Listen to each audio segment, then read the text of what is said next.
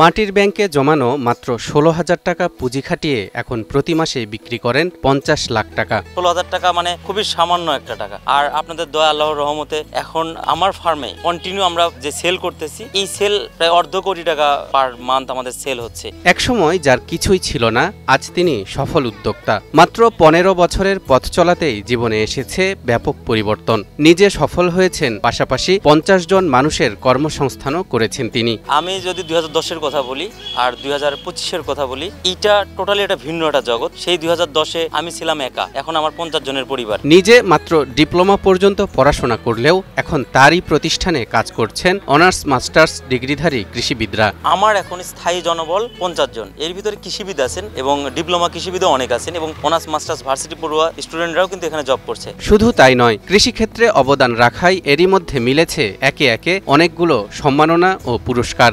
প্রাপ্তির খাতায় সর্বশেষ যোগ হয়েছে জাতীয় যুব পুরস্কার ২০২৫। সফল আত্মকর্মী ক্যাটেগরিতে জাতীয় পর্যায়ে প্রথম স্থান অধিকার করেছেন তিনি। আমি আমার জন্য কাজ করেছি, আমি দেশের জন্য কাজ করেছি, আমি আমার সমাজের জন্য কাজ করেছি। আমাকে যেই পুরস্কারটা দেওয়া হলো বাংলাদেশের শ্রেষ্ঠ আত্মকর্মী পুরস্কার যুব ক্রীড়া মন্ত্রণালয়ের, এইটা আমার জন্য আরেকটা মাইল ফলক হিসেবে কাজ করবে।